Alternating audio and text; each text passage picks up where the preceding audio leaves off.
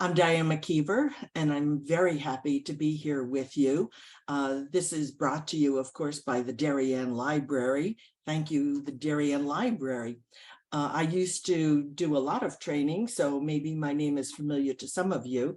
I used to do a lot of training at the Darien Library, but then we moved to Florida. So that seemed as if it was going to be the end of an era, but thanks to Zoom, it is not the end of an era, it's just the beginning of another era. The foliage that I have behind you is faux foliage. If you have any questions today, we're going to be doing mail merge with Word, just in time for the holiday cards. If you have any questions today, it's really helpful if you use the Q&A. I will be monitoring the Q&A. It's hard to monitor the chat and the Q&A at the same time. So I will be looking at that. If you have any questions as we go along, please use the Q&A. If I don't know what you're talking about, if I don't understand the question, I might promote you so that you can ask it live, if that's all right with you. So let's get started. Mail merge with Word. So why do you care about mail merge? Why should you be using it? Why should you learn how to use it? Well, it actually comes in handy in many situations. We're going to be creating labels today. That's our goal, is to create labels that you could use on your holiday cards. But in addition to labels, what else can you create? Well, if you're in charge of a big event, we just went to our son's wedding 2 weeks ago, and there were 100 people there. Well, you know what you need is place cards, or at other events that you might be in charge of, you need place cards.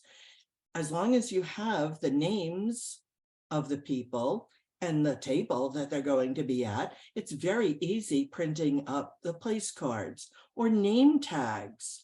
Or my mother is 102 and she needed a new phone directory. You can imagine what her phone directory looked like. It was this moth-eaten book with lots of pages, and everybody is crossed out because they've moved 10 times since she entered them in her book. So I cleaned it all up and made her a nice phone directory, and her vision isn't all that great. So I was able to make the font very large and easy for her to understand. So she now thinks that I'm a wizard, that I'm able to do that. I was in charge of a client hired me to do a car show. And for the car show, they had 8.5 by 11 sheets for every car about the year of the car and the kind of car and any description about it and so forth. And so I used a mail merge to create each of these 250 cards that described what the car was all about. So there are all kinds of uses for mail merge. So what is mail merge? Well, it's when you take data, and you see here from the graphic that typically the data is in Excel. And we use Excel for the data because Excel makes wonderful columns of information. It's very easy to edit. It's very easy to sort. It's very easy to filter. And so Excel is the preferred place to put your data. So if you don't have your data, what can you do? Well, you might have an opportunity to export that information from your contact list. That's a good place to keep it. You've already got much of the information. You might want to, as you're standing in line, go through your contact list and see what you can edit, adding addresses, taking out people who are no longer of interest to you. But going through that and then exporting that information is a good way to get the original data that you need. And then we take that Excel data and we merge it into Word. Now, when we merge it, we tell it what kind of a merge it's going to be and what size the labels are and the configuration of whatever it is that we're merging to. And then we finally get really a third document. So we take our Excel, we take our Word, we merge them together and we get a third document, which is a Word document, which is the actual labels or directory or name tags. And then that's the document that gets printed out. So that's a little bit about what mail merge is. Let's get into it. Okay, I think you can all see my Excel document. So when I open up Excel, what am I going to ask for? Well, if I had my names already, that I would open up my names document, but we're going to imagine that we don't have a document yet and that we're going to be working on a blank workbook. So I'll open that up. You can see that it just gives us columns and rows, and this is perfect for our needs.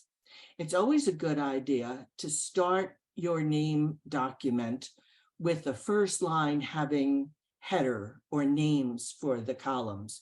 This is going to be particularly important when we get to Word, because we're going to say, all right, take that field, take that column and put it here, and that column and put it here. So the names that we put on here are pretty important. So I'm just going to add some names. I think the first one I'll put as a title field. So what would I put in a title field? Well, you know, there are some people that you refer to as Mr. and Mrs., but then there are other people that you refer to, you know, Sam and Penny. So I'm going to have a title field. I may not add a title for everyone in my list. And then I have first name.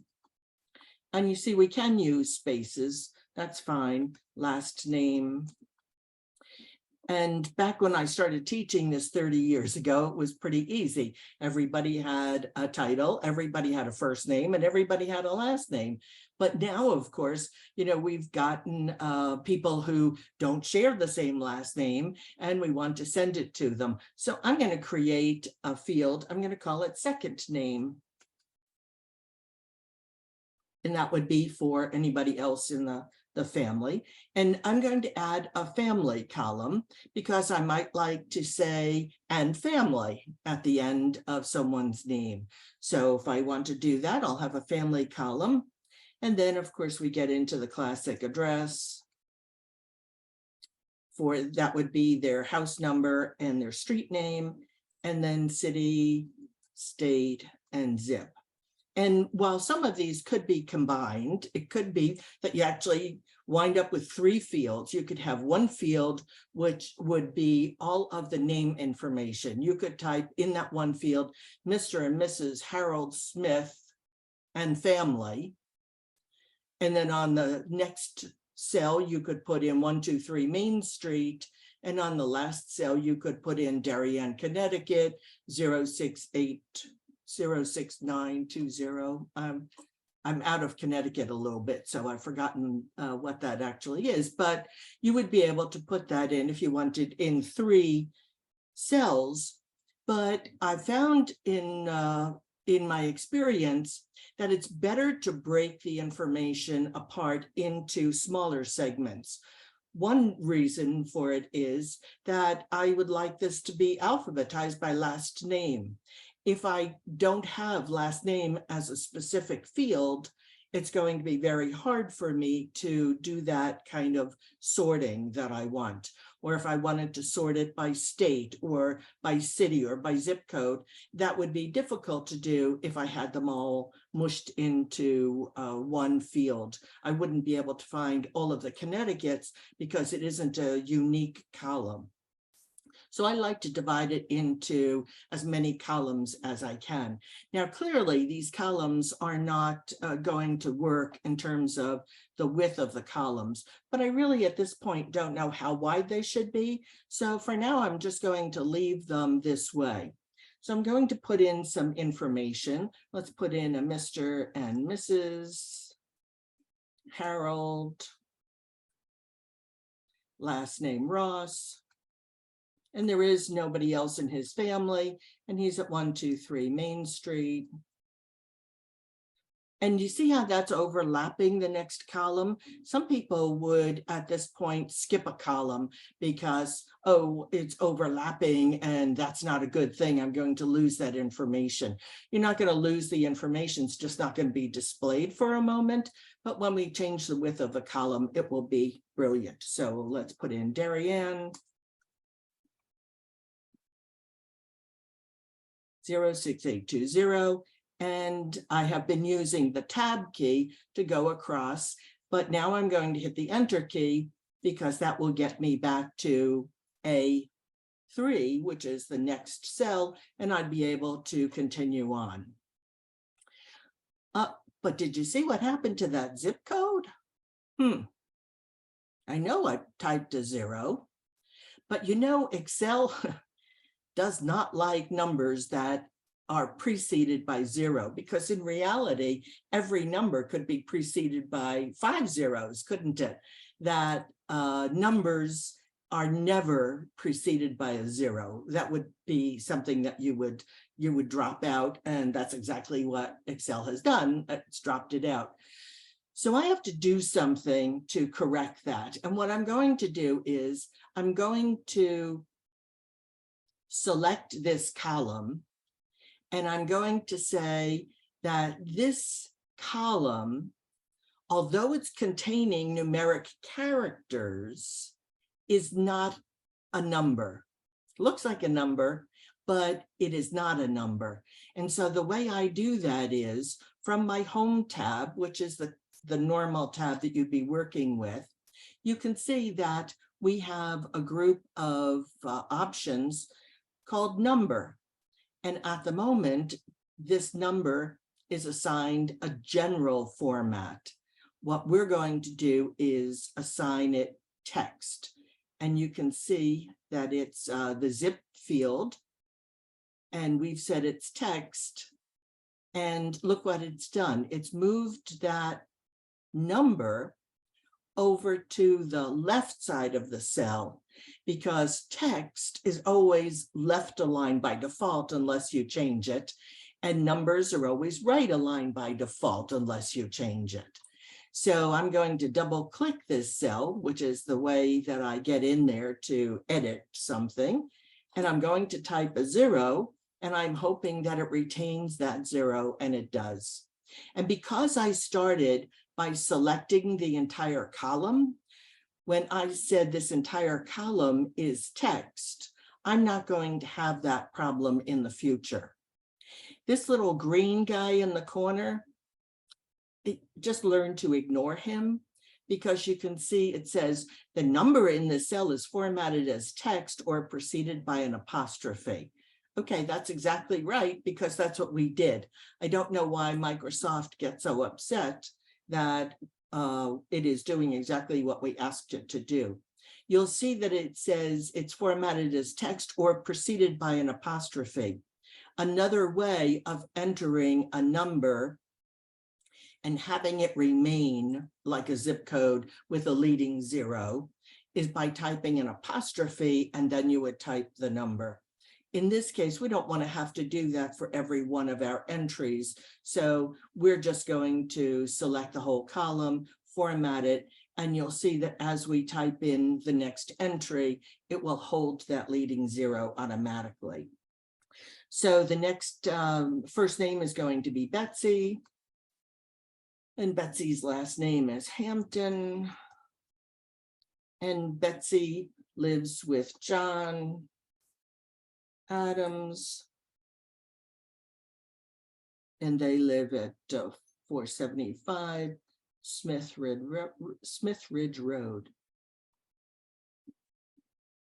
Oh, nice long one, right?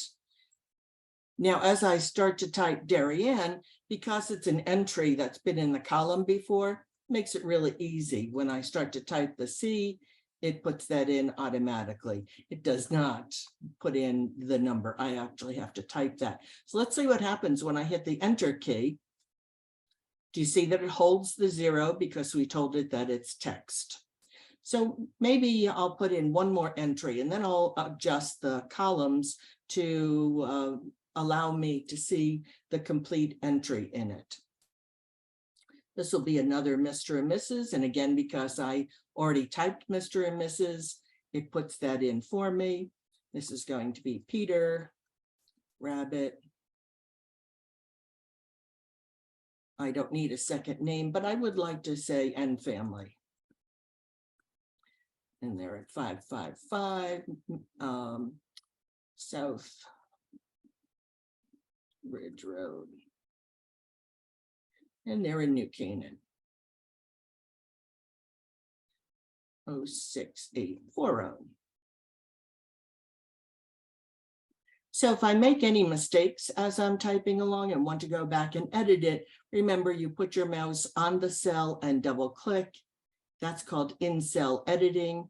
You can see that I have a cursor in there and I'd be able to make any changes that I needed to make. I could also make those changes up in the formula bar, but as long as I have to click on a cell to make it active, there's no reason why I wouldn't actually double click on the cell and make the change there. All right, so I've got enough information that I'm ready to say, I think these columns really need to be right sized. Some need to be made larger, some need to be made smaller. So I'm going to select this entire worksheet. The easy way to do that is to click in the upper left corner. Can you see where my mouse is? I'm going to position it above the number 1 and to the left of the letter A.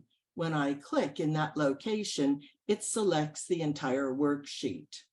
And now I'm going to move my mouse. Again, do you see where that is now? I've moved it between the letter A and the letter B, and it turns into this vertical line with a left-right arrow. At that point, I'm going to double click, a little click, click, and it should assess all of the columns. And you can see that it has now made some columns smaller. The state is a very small one. Zip is smaller, but city and address are larger. This is not going to constantly update. So when I put in another 20 or 30 names and addresses, I probably will have to do that again. I'll probably go back up to the upper left corner of my screen and again, double click. It isn't necessary that I double click between A and B, as long as I'm between any column heading. When I do my double click, it adjusts it. I also wanted to point out that this is being recorded, and I'm sure that you will have access to this recording after the event. And I also hope that you have gotten the tip card that I sent. The tip card is really on the mail merge, the Word part of it, not so much the Excel part of it, because how you get this information in and where it comes from is up to you. For instance, as I mentioned, you can do an export. I have Gmail, and that's where all of my contacts are kept.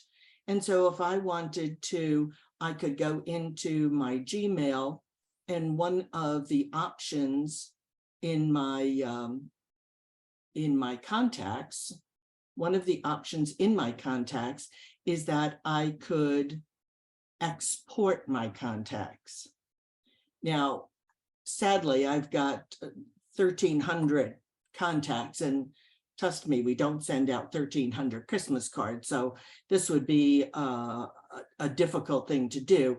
It's probably a good idea if you are going to create this Excel document that you try and keep your contacts current. So once a year you open it up and you make your editing changes. So Beth wants to know, why not make your column spacing in the beginning? You know, that's a good question, Beth, but I didn't know how wide I needed these columns. I wasn't sure what the longest address was going to be. So it's easier in my mind to tell Excel, look at the information that I've put in the columns, and you, Excel, make it the correct width, right? I really wasn't sure how wide everything should be. All right, so I could continue on doing this, but watching me type is probably, not the funnest thing in the world.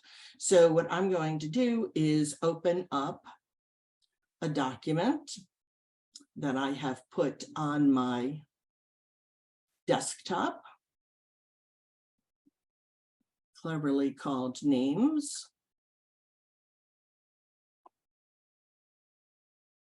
And so here we have some names and addresses.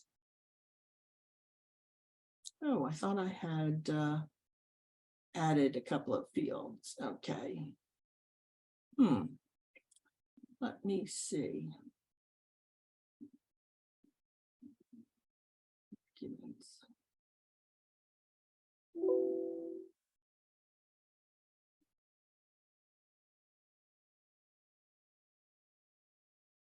Okay. Well, this is similar to what I had. I can add columns. If I wanted to add a column, I can insert one. And here I can put in my title. And I can put in a column here. I can insert a column. So what I'm doing is right mouse clicking and choosing insert and inserting a column. So this will be second name. And then I'll put in a column for family. Okay. So again, there's a situation.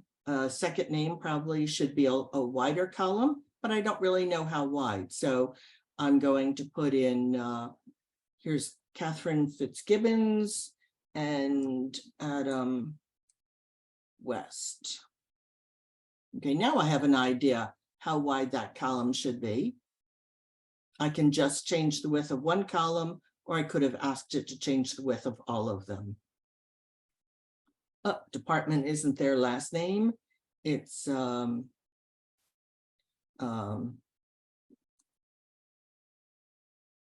different last name, and we'll put in some people for and family. We'll just copy that, paste it a couple of times. There you go. Put in a couple of titles. So it really depends upon, how formal you are with some people, whether or not you would use a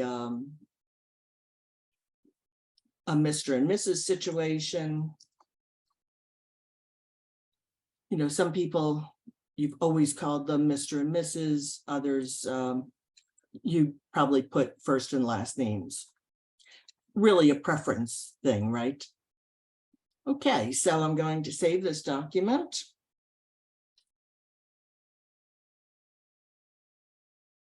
And on we go to our Word document in order to create the mail merge. So I'm going to close this document.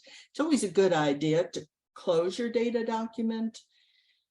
That ensures that you have saved your changes, because of course, when you close your document, it's going to say, did you save your changes? Do you want to save your changes?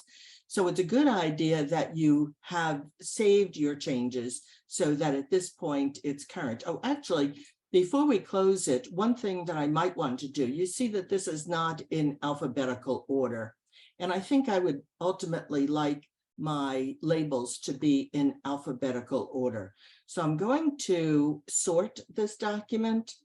And the best way to do that is first by going to the Data tab and asking for filters to be imposed.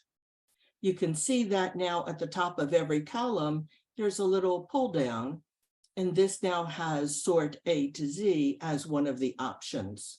So I can sort by any one of these columns. If I wanted it sorted by state, it would be possible to do that, or by city.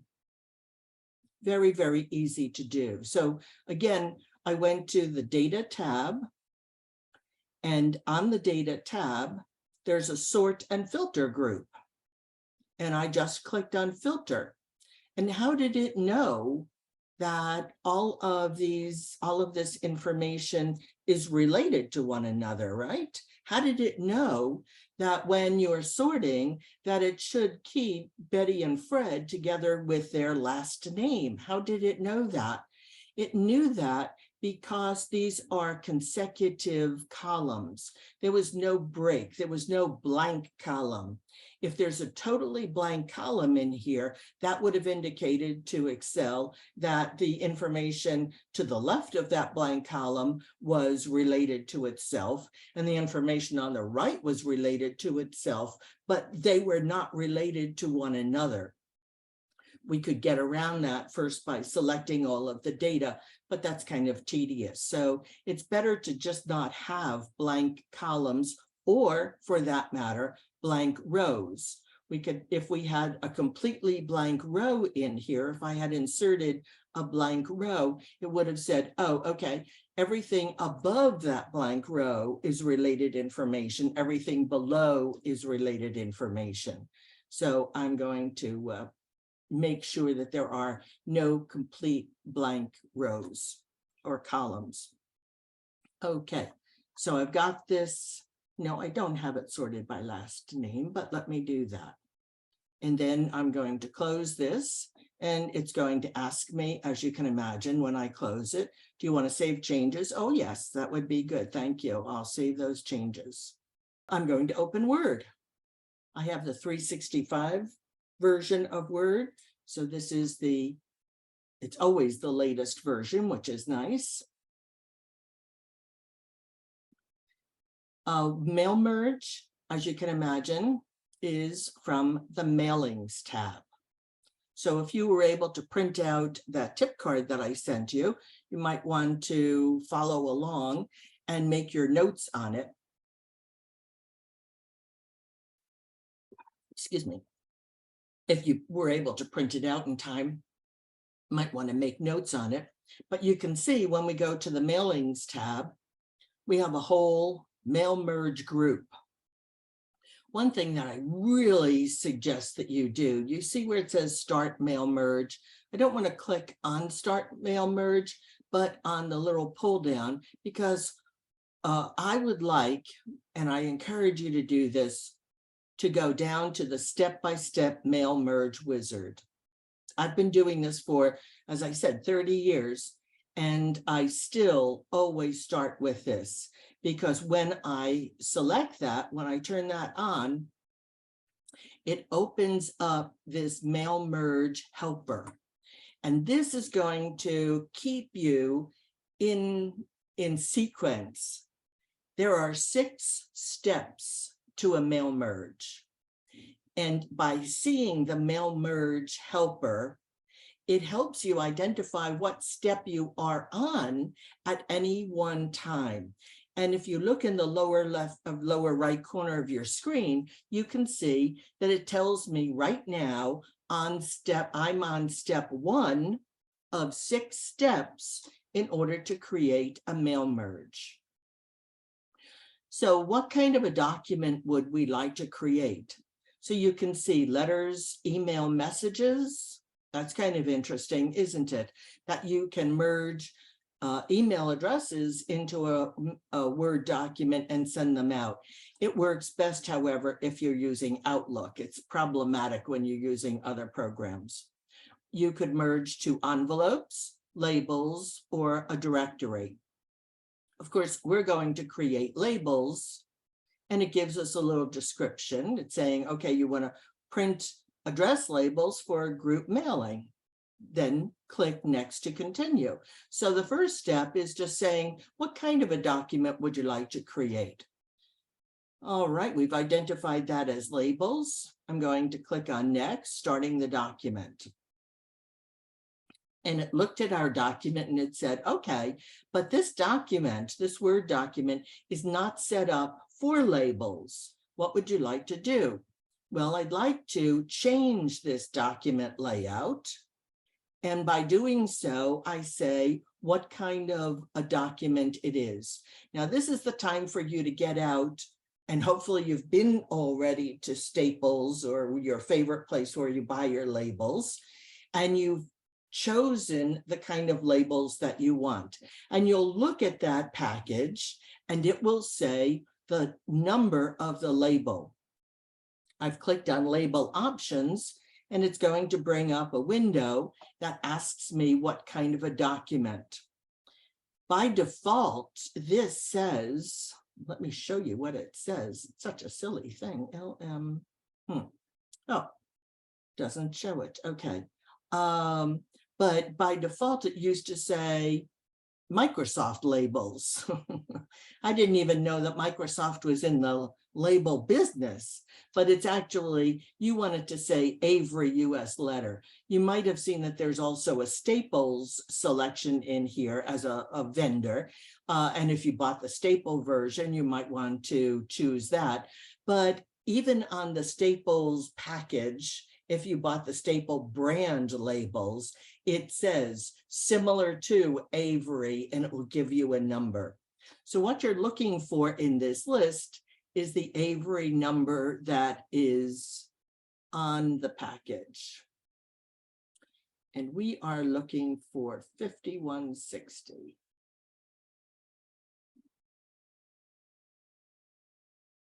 Seem to be too big a letter, too big of numbers.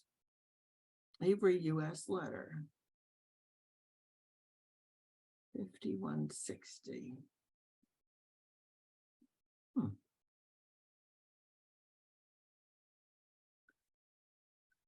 Well, let me get down to the 5 section. Maybe it'll work itself. Oh, there we are. 5160. Okay. This is a classic. When I was working, you know, there's always, where's the 5160s? That is a classic, 3 columns, 10 to a column, 30 to a sheet. All it will fit is a name and address on it. What I didn't mention to you early on is that I think that we're going to be able to do more than one mail merge. In fact, I know that we'll be able to do at least 2 mail merges, and I'll choose a different label next time so that you can see that a larger label might be something that you'd be interested in. But we're going to start with a 5160. And when I click on OK, this document behind me has changed.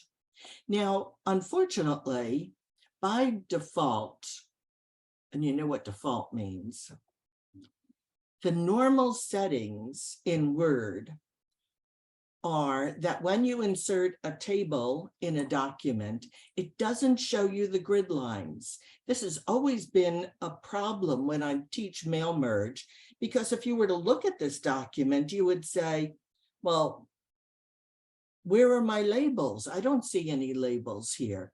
And that's because by default, the table grid lines are not visible. So if you get to this point and you realize that, oh, I don't see any grid lines, what you'll need to do is go to the Layout tab. You'll get a new table design and layout because you have a table on your screen. You'll need to go to the Layout tab and click on View Grid Lines. That now puts on your grid lines by default. So you shouldn't have to do anything about that in the future. They should be on. You'll see when we do our second mail merge, by default, they would automatically be here. So now you can see that this document, yep, 3 columns, right? 1, 2, 3. These are columns, but they're really spacer columns, not real columns. We have 3 columns and 10 rows, and there are 30 labels to a page. Okay, any questions yet? I don't see anything in the Q&A, so I'm going to continue on. So we now have finished step 2. Step 1 was identifying what kind of a document it is. Step 2 is now setting that document up for success. So we've said what kind of labels it is, and it said, okay, now I've got that set. And next, in step 3, which we're at now, is selecting recipients. This is where I get to say, what document is it that those names are coming from? So I'm going to browse. And I put that document, you'll remember, on the desktop. So I can click on desktop. And I called it names. This is all the stuff I've got on my desktop.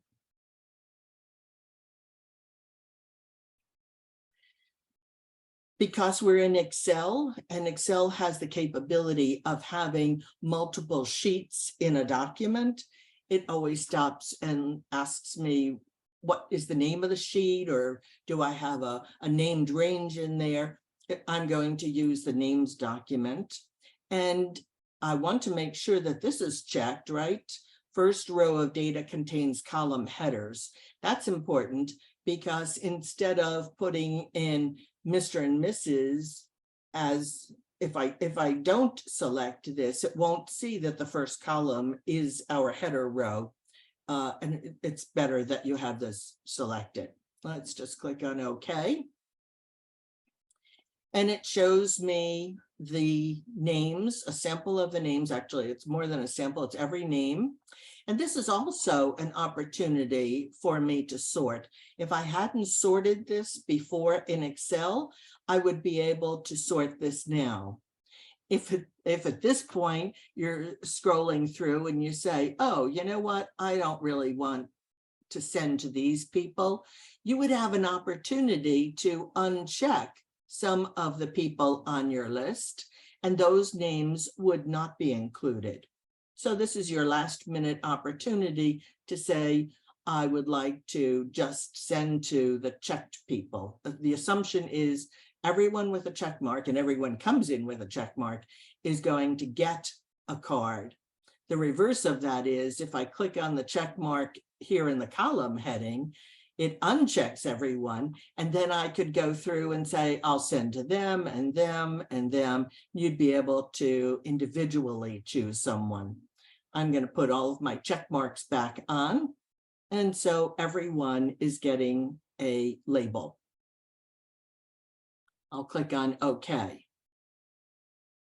And so while we were away, Microsoft was very busy.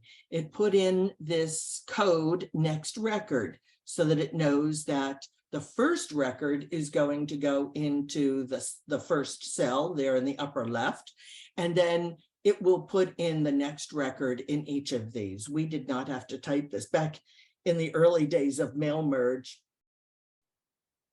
we had to type all of these codes. I have to tell you, I hated this class because it was impossible for us to get through a mail merge correctly the first time. It was frustrating, but now it's a breeze. All right, so by indicating our recipients, we can now move on to step 4. If we needed to edit the recipient list, we could click on that and it would open up the list again. So we have an opportunity to make additional changes, or we could select a different list if you selected the wrong one. I'm going to click on next to arrange the labels. This is the most important step. There's 6 steps. This is step 4, and it's the most important because this is where we're saying, put this field here and this field here, and then on the next line, put this. This is where we need to be very particular. So we're going to be inserting merge fields. You can see that I'm again on the mailings tab. It's put us back here because we continued on. And what we're going to do is insert a merge field. I don't want you clicking on this button because if you click on this button, it will open this up, but this is awkward. It requires me to click on a field, insert it, cancel, and go back and forth. So what I want you to do is click not on the actual icon, but to click on this pull down arrow, because you see this will give me the opportunity to say, okay, insert the title here. I'm going to hit the space bar. because that would insert a space between the title and the first name. If I didn't do that, it would be a problem. I'm going to put in first names, last name. And remember, we also inserted second name.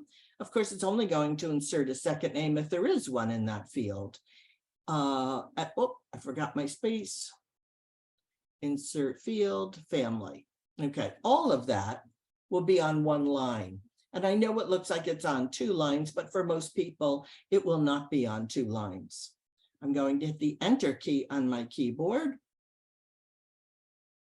And then that's for address. And enter again. And city, comma, space, state. I know you can't see these. Zip. We really can't see these because of the size of the font. Let's see what we're working with.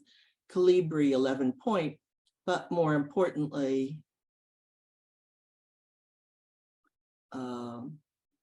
let's bring that down a little bit. But the problem is that there's actually spacing here. So I'm going to remove spacing after a paragraph.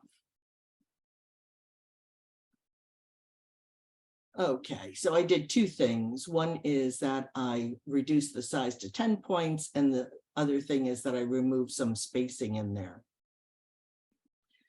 All right, so when I'm happy, I think I'm happy with this. Let's go to our mailings tab, because one thing that we can do is just preview our results.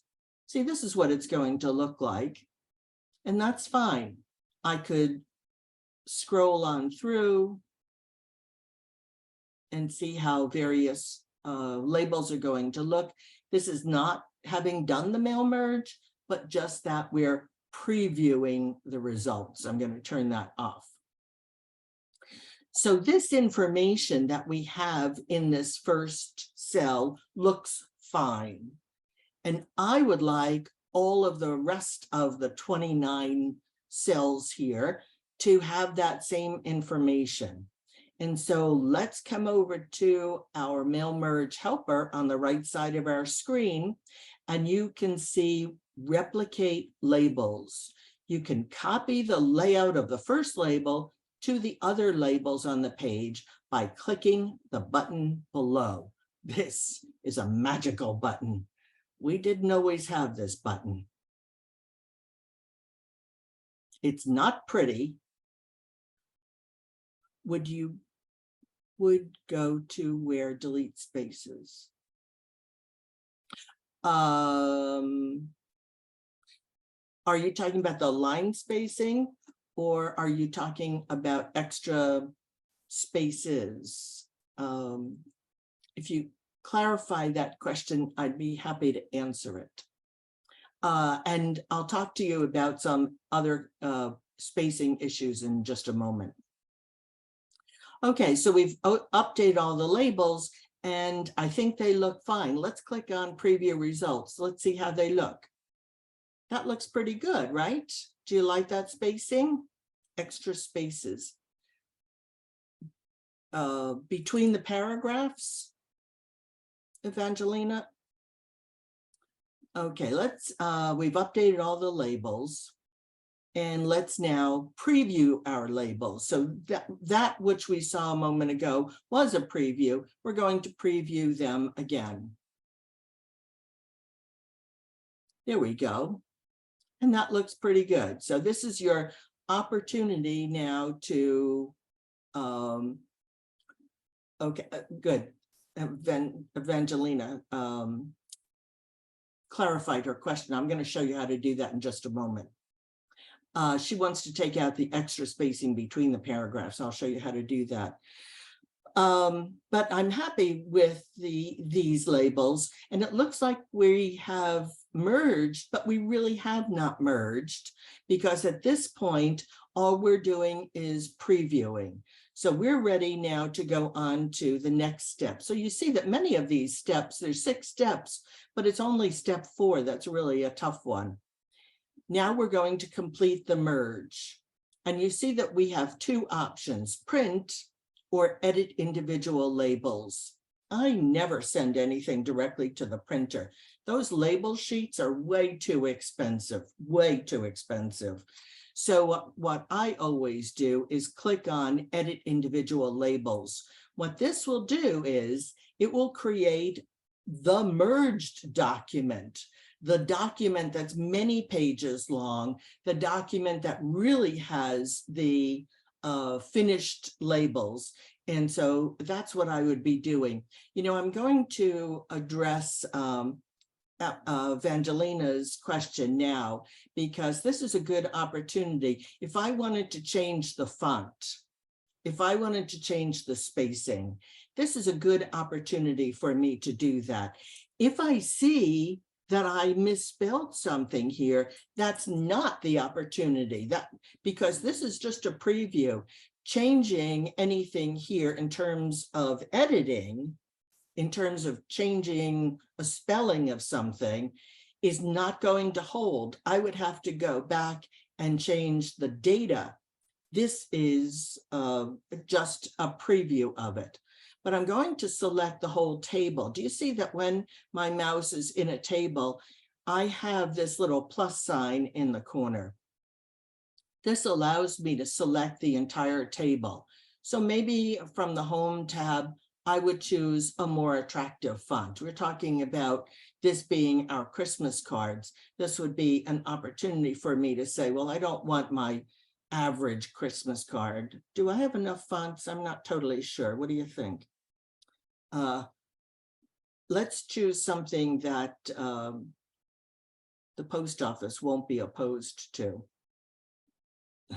Some of these are hard to read, and I probably wouldn't choose them. Okay. This is one of the hardest things is choosing fonts, right? All right, I could live with this guy. And when we talk about line spacing, we do that also from the Home tab in the paragraph group. This is the paragraph group. And this is our line and paragraph spacing. So if I said I wanted it single space, and I want to remove any spacing before the paragraph, to see how nicely it has done that. One of the problems with doing that is that it's smushed all of the information at the top of the cell. This is not going to print very nicely. I know that it's not going to look attractive. So I'm going to go back to my table layout. And one of the options is that I can choose here in the alignment group. So I'm on the layout tab of the table layout. I can see in my alignment group, I've got 9 different alignment types. Left align, center align, top align, right align, I should say, or top, middle, or bottom. If I were to go to this middle one, it would align the information in the center of the label, top to bottom, left to right. I like that. I'm not totally sure that the post office likes it. I think they tend to like the right align, excuse me, the left align. Can you tell I have difficulty with my rights and my lefts? So I hope that that has helped you, Evangelina, that the line spacing is from the Home tab. In the paragraph group, there's an option for line spacing. And if this isn't enough of an option for you, then you can go into line spacing options. This is a little confusing, can be a little confusing, but play around with this and you'll get what it is that you're looking for. Okay, I think I can bring that font size up a little bit now that we have chosen that font. So as I said, we are ready now to edit our individual labels. When I click on edit individual labels, I'm going to merge all of them that have a check mark, right? I may have unchecked some people along the way, but everyone that has a check mark is going to be merged, and I'll click on OK. And that new document is being created. This is the new document. How do I know that?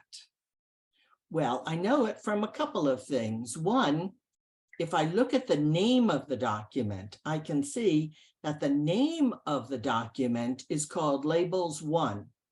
That wasn't the name of the document that I had up a moment ago, which was called Untitled. This is the merged document. I also can see, if I look in the lower left corner of my screen, I can see that this is page 1 of 2. So here's the first page, and I can scroll on down,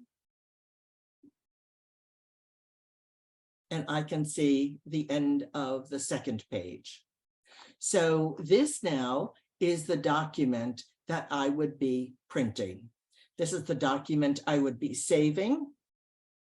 I might save the other document as well. I must have put in extra space before I put in family, or perhaps these people have a space after their name. Now, can I make changes to this document? Yes, and I might want to make changes to it. That if somebody has a very long name, I might think about putting one of the names on the next line. Let me say, maybe I want this apartment number to be on the next line.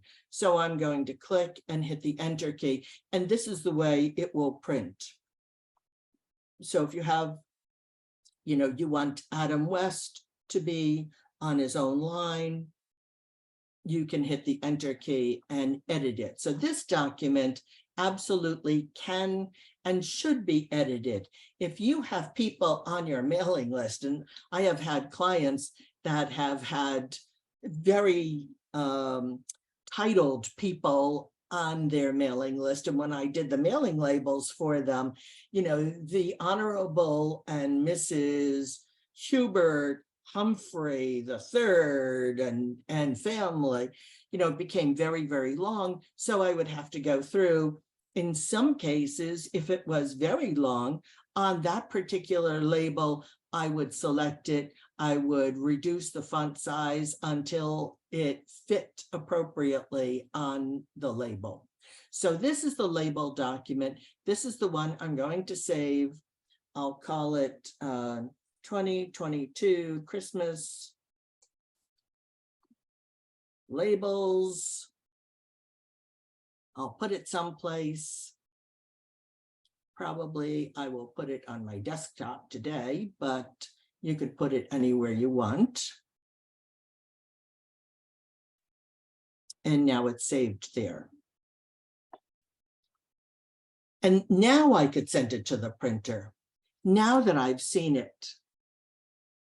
Okay, let me just get rid of some of these questions so I can see. Done. Okay. Suzanne is asking, is the top line with names indented one space, and how can you take that out on all labels? It is indented because we have that extra field in here. And it's kind of, if I show my paragraph symbols, most people hate these, but if I show my paragraph symbols, this dot, I can see that there is, in fact, one, and depending upon how many you have, you can take them out individually. The other thing that you can do is do a search and replace, whereby that's on the Home tab under Editing. You can use Replace, you can find what, and you can actually type in a space here. But the problem with this is that it's going to find every occurrence of a space, and only periodically will you click on Replace. So there is a way around it. There is a possibility that you can put in an if statement, but I'm not going there today. It's very complicated and very esoteric. So hopefully you don't mind. It's just a little taken out of the space. Okay. All right, so I'm going to turn off these little paragraph symbols. As I say, most people don't like them, but they are very helpful when you're working with something like that, when you're trying to see, was there a return? Were there extra spaces? This would allow you to see the dot. The dot is the graphic representation of a space. Oh, it's even in front of the Mr. and Mrs. So I must have actually typed a space before I entered the first field, until I can imagine. Okay, so this is the Christmas label document. I am saving it. I'm sending it to the printer. This, which looks a lot like that document, is actually the mail merge document. How do I know that? Well, I know that for two reasons. One is this is called document 1. So this is the original document that we were setting up. And also because it now shows me my mail merge panel helper, and I can see that I'm on step 6. So would I save this? Maybe, because I could use it next year. Instead of going through all of these gyrations, I could save this next year and just get to the mail merge section of it. I would have updated my names and addresses in Excel, and I would have then be able to just merge it. Okay. In fact, I'm going to save it and I'll call it mail merge.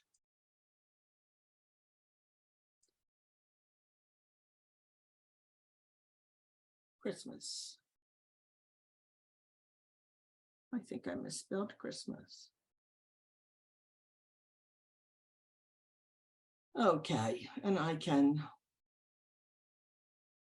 again, put that on my desktop.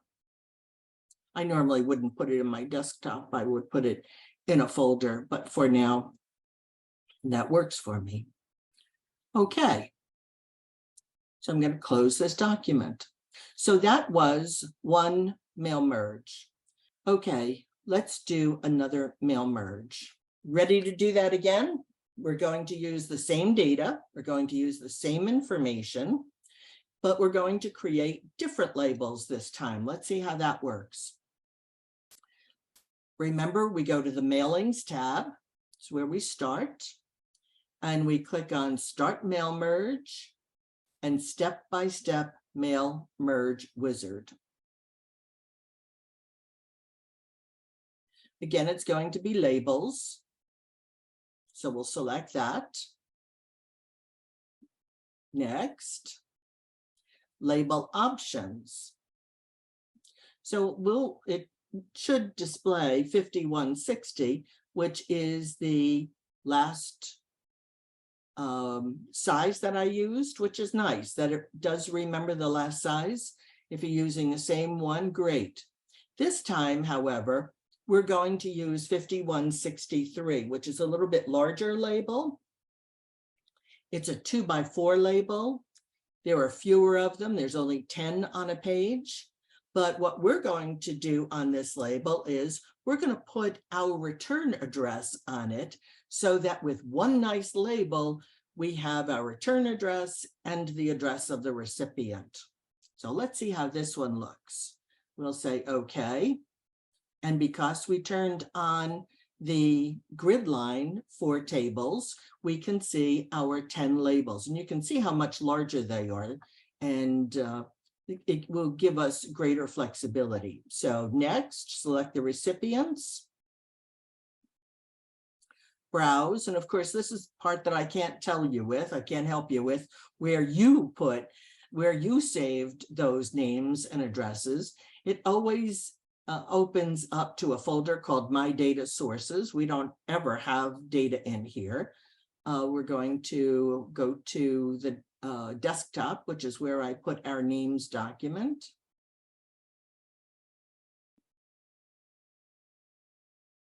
and it's coming from that sheet called names. It has first row does contain data for column headings.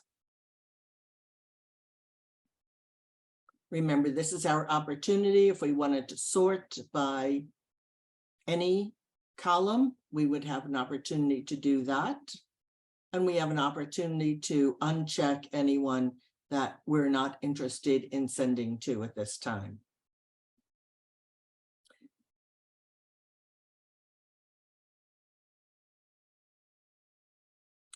What I'm going to do here is put in, oops, my address information.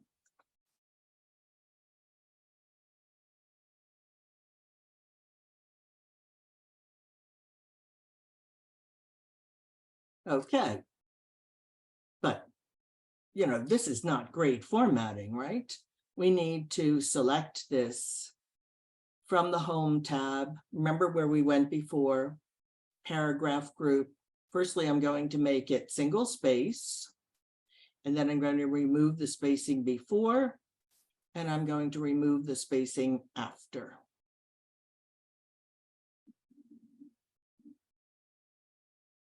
Why does it still have so much space? Let's go into line spacing options.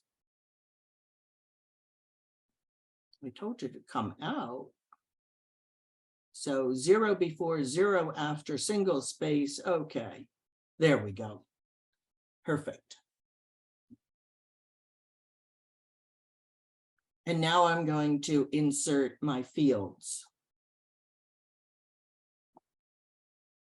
Okay, arrange my labels. From the mailings tab, right? That's where we're going because we're creating a mail merge. From the mailings tab, I want to insert a merge field. First name, space. Last name, space. Second name, space. And family, and enter. Address, enter. City, comma, space, state, and zip. I don't know, I was taught always 2 spaces before a zip. Who knows, times change things, right? So this looks fine. Let me just preview the results. But this is going to be very confusing for the post office, and we definitely don't want to confuse the post office, right? Because my return address and the recipient's address look very similar to one another, and they're kind of in line with one another. So this is going to be an issue. We're going to have to make some changes for this. So I'll select this, and it needs to be indented further, doesn't it? We have on our home tab is really where we do all of our formatting. That's where we have our font and our font size and all of the characteristics of it. If we wanted to indent text in the paragraph group, because it's really a paragraph that we're indenting, we have a wonderful little button that is called Increase Indent. And every time I click on it, it increases the indent of that information. So that's looking better. And the other thing that I'm going to do is on my return address, I'm going to make this as small as possible so that it isn't the primary thing on the label. That will help the post office. It was a year that they were very, very confused by these labels. Many of the cards came back to us that confused. Okay, when we're happy with this, and we might leave the font for the return address one font, I might change this to be another font. I'll just use the same one, make it easy. And then I'll update all labels. There, looking nice. So next, let's preview my labels. So again, it's taking the first 10 people and showing me what this would look like.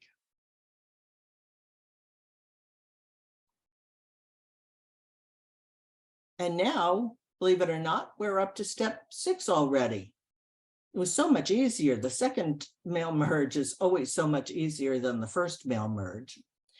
And remember, step 6 is where we complete the merge, and you complete it by either just printing or by editing the individual labels. My recommendation is always click on edit individual labels. You don't want to find out after you've printed these that there's a problem with it. So I'm going to click on edit individual labels. Again, all is what you want, all that are checked, and okay.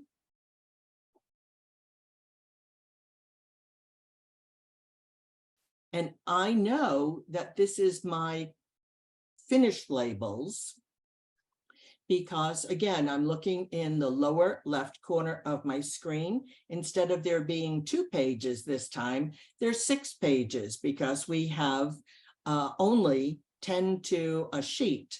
But this really looks nice. You can actually, if you go to, yeah, this seems somewhere there's an extra space. Must be at the end of the person's name in my database. And technically what I might do is go back to my data and fix this in my data so that it isn't something I need to do each time. Okay, if I see any errors, if I see that, you know, I misspelled someone's name here, or maybe I want this to say Mr., I can add that onto this because this is the document that is actually going to be printed. All right, any questions? So I'll save this. And this will be 2022 Christmas with return address.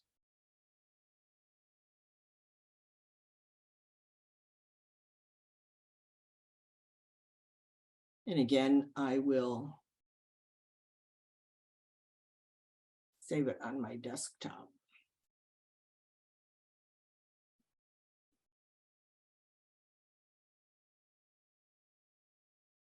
And print it. This is our merge document. I closed the one that was the labels. This is the actual merge document. Again, I could save this so that I don't have to do that again. I'll call it there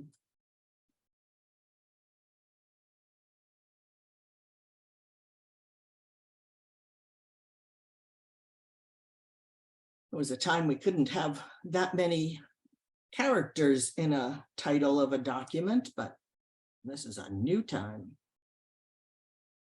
So I'll put that on my desktop. Let's do a different kind of mail merge. We have lots of time, so let's do a different kind of mail merge.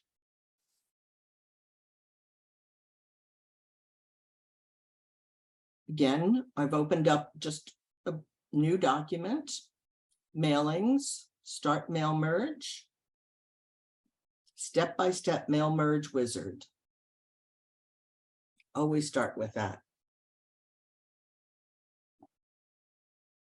And let's do a directory.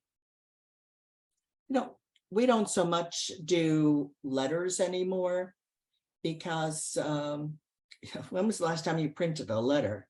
Everything is by email. It's not as if you're sending the same letter to 50 of your best friends. So we'll do a directory. Typically, we're either using it for labels or a directory, possibly envelopes, but that is the worst idea, trying to print envelopes. I remember when we were in Connecticut, and we were mailing out hundreds of invitations, it was thought that mail labels were tacky. So it would be much better to print the actual envelope. So I printed the envelopes through my laser printer, but laser printers are very hot. And so what happened was, as the envelopes were printed and they looked very elegant, they also sealed the envelopes. So now we needed to hack them open, and we ultimately went to labels, because printing envelopes is dramatic and painstaking, and putting all of those envelopes in one at a time is not a great thing. But if you are patient and you have a good printer, you can definitely print directly onto envelopes. So let's go with the directory and see what that looks like.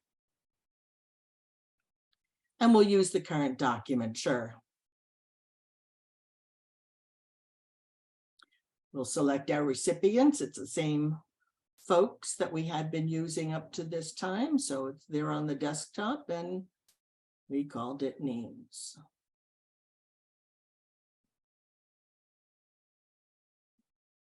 And everybody. And they are in alphabetical order, which would be particularly helpful for a directory, wouldn't it? Next, arrange your directory.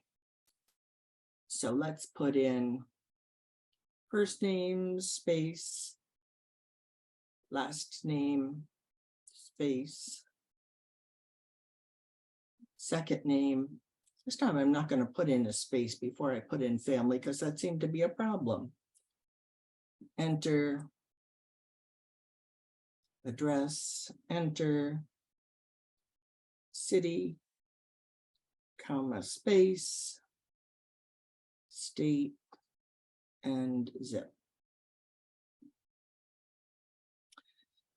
Okay, I hit the enter key twice because that tells it that the next field is going to go below that. Let's see. This is our directory. I can preview the results.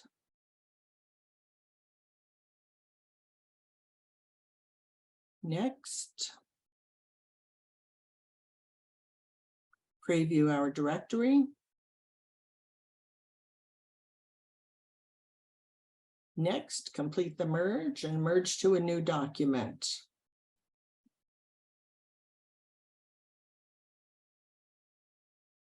So this now is our directory. You can see that, remember how I hit the enter key twice? When you're doing a directory, it's a little confusing in that it doesn't have the next record field, but the assumption is that where your cursor is, or where you have added any kind of spacing, that now is throughout your document. So this would be one way of creating it.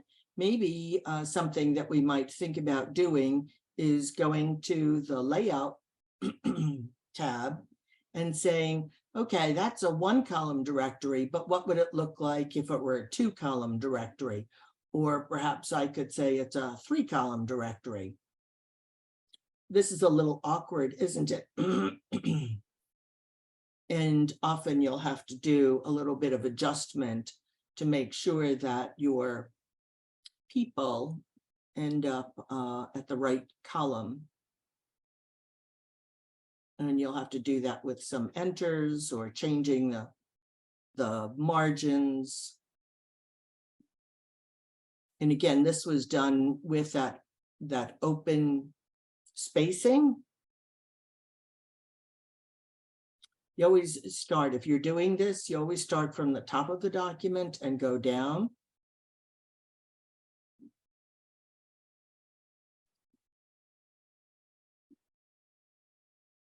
Okay, we're almost there.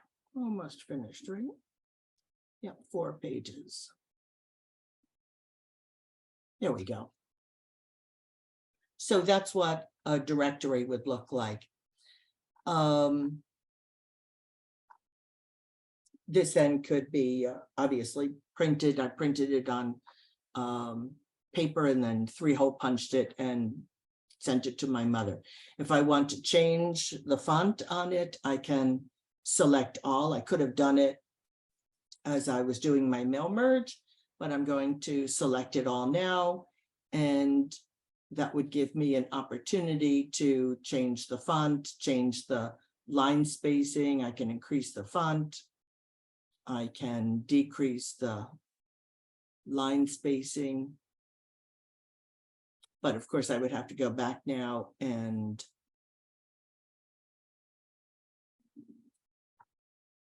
change all of those column breaks that I had put in before.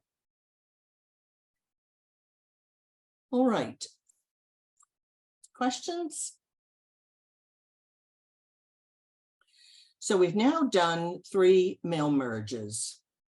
I'd be interested in knowing whether or not you are looking forward to doing your mail merge and whether or not you think you would be producing your labels this year on a mail merge.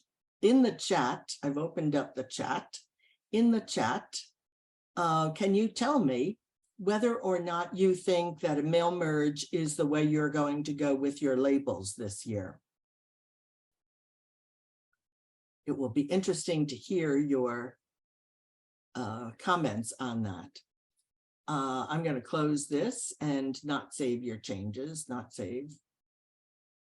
And of course, this is our mail merge document. And again, I'm not going to change that, but I would, you know, when I was doing the directory for my mother, I did save the mail merge document because I have redone her directory a few times. People's information was perhaps incorrect. I took out the address for it. Now her directory just has her name, the name and the telephone number. She doesn't really need to see additional information.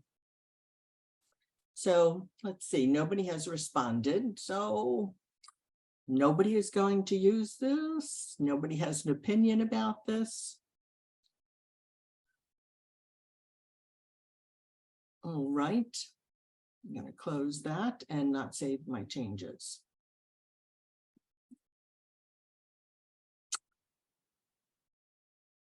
You know what I could do is show you one more. It's kind of a risky move, but what the heck, we're here. I'm going to export my contacts so that you could see what that looks like when you export your contacts. It asks how you want to export them. CSV is what you want, whatever your other options are. CSV, which is called comma separated value. That is what you want to use when you export. How difficult is it to do a catalog? Catalog actually is the same as this is a question from Helen. A catalog actually is the same as the directory that we just did, where you put in your items. Because in your data document for a catalog, if you have a picture, in your Excel document, you would insert that picture, and that would then be part of the merge. In the latest version of Excel, you are able to actually insert a picture in a cell, which is something that you were not able to do prior. So if it's a catalog and you've got a description, you'd be able to use that picture as well. So I'm going to export my contacts. And it's going to my download folder. But let's open that document and see how awful it is.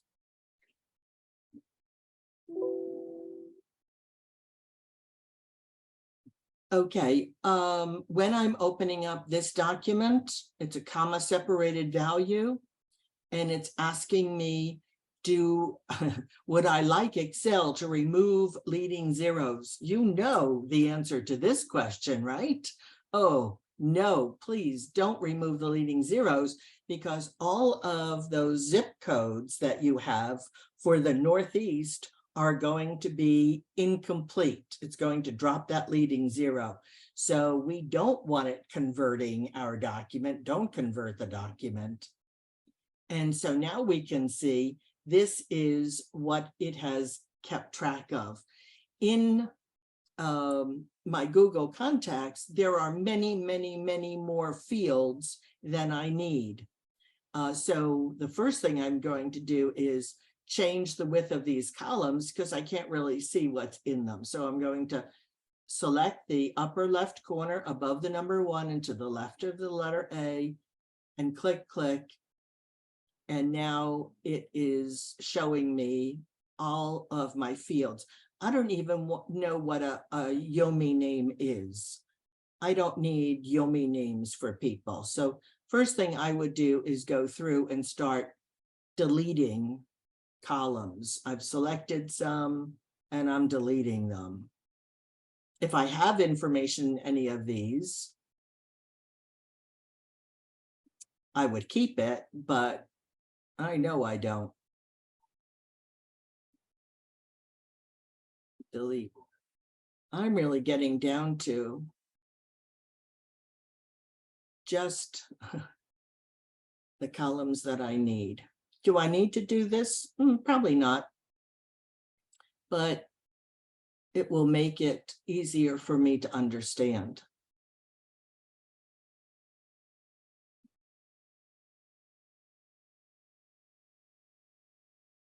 Delete. Okay, I probably have enough information because now I'm down to the core of name, given name, family name, and email address.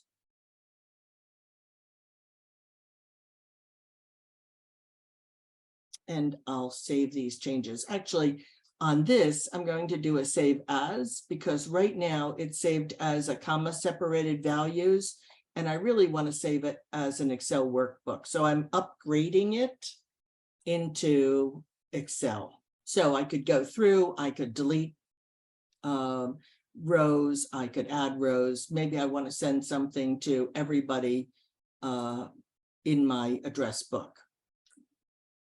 I'll close that. Remember, we always close our document before we do our mail merge.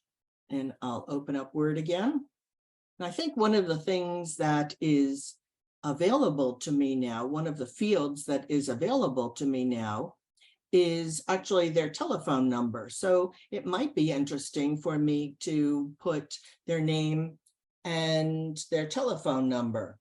And one of the things that is kind of interesting in Word, oh, thank you, Margaret. Thank you. I'm sorry you have to go, but thank you for coming. One of the things that we can do in a directory is add a telephone number with what's called a tab leader. And let me show you that. So we're going to do another mail merge, mailings, start mail merge. You know where we're going. Step-by-step mail merge wizard. I've forgotten who had asked the question about, was it Helen? Asked about a catalog. They don't even list catalog any longer. Now it's called a directory. Okay, so I'm going to say that it is a directory. And next. And I'm going to use the current document. Next. And I'm going to browse. And you may recall that that went into the download folder. And it was called Contacts 5. Now you can see there are two Contact 5, but this one is my comma separated value. Has a little bit different icon. Shows a little comma, doesn't it? And this is our current one. Now this is going to be a long document because we have many, many more people in it coming from the contacts sheet. And it should give me in a moment. Good. So remember, this is my opportunity to say, okay, Alan, I don't know who you are. I could sort it by last name. And maybe anybody that doesn't have a last name, I won't sort them, I won't include them.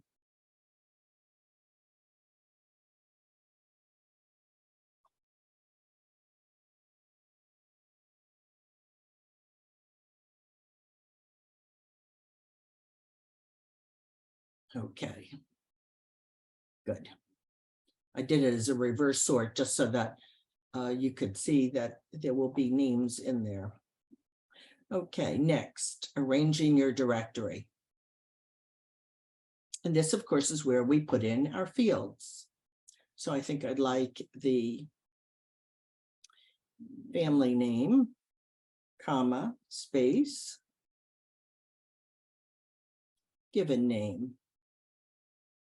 Let me see how that looks. Yep, that looks good. Now what I'd like to do is I'd like to hit the tab key, but I want the tab key way over here, and I'm going to put the phone number over here. I do that by setting a tab. So I'm going to set a tab somewhere over in this neighborhood, and I do that from my ruler. I'm going to give myself some room, so I'll click here at the 4.5 inch mark. But I'm going to double click it because what I would like is something called a tab leader. This is the dots that go across the page. I'm going to click on OK. And look what happens. So here, I'm going to insert the merge field phone number. Let me preview the results and see what that looks like. See if I can find somebody with a phone number.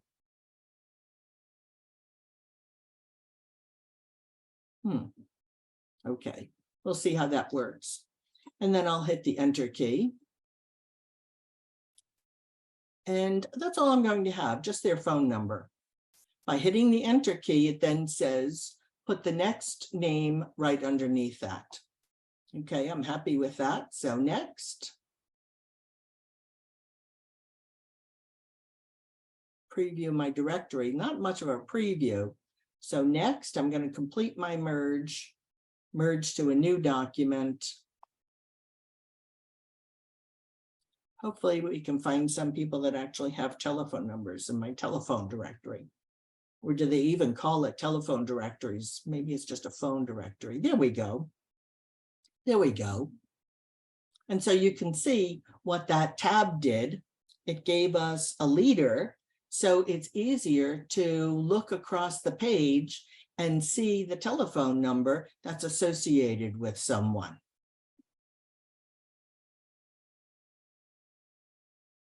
So when you're setting up a directory or a catalog, again, it's where you place all of your information on your setup document. Let's go back to that document. So did I want a return between each person? Did I want it spread out further? Probably doing that with returns is not great. I might think about doing that with changing the spacing as we did in the home tab. That might work as a way too. Okay, so that's a little bit, little extra perk about tabs. Remember that I set the tab by just clicking on the ruler, and to give it this tab leader, I put my mouse on that tab that I had on the ruler and I clicked. It brings up the tab dialog box, and that's where I was able to say I want a number 2, which is a dotted line. If I wanted a dashed line, I could have clicked on number 3, or number 4 is a solid line. So 3 different kinds of lines that you have. All right. Well, I think we have beaten this topic as much as we can. We have done probably, I haven't been counting, was it 4 or 5 merges? Hopefully at this point you feel comfortable with the mail merge helper, and that you know that bringing up the mail merge helper is really important. I'm going to give you my email address. If you are struggling,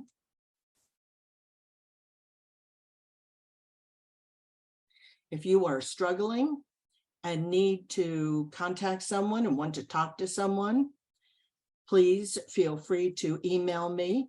My email address is also at the bottom of the card, the tip card that I hope that you've all received. Remember, this is being recorded, and I believe that you will have access to the recording as well. So everyone, if there are no other questions, and I don't see any questions, I don't see anything in the chat. I want to thank you so much for coming. Again, I want to thank the Darien Library for allowing me to come all the way from Florida and work with you and show you mail merge. All right, thank you all for coming. Thank you, Darien Library. And we will end the session now. Thank you so much. Bye-bye, all.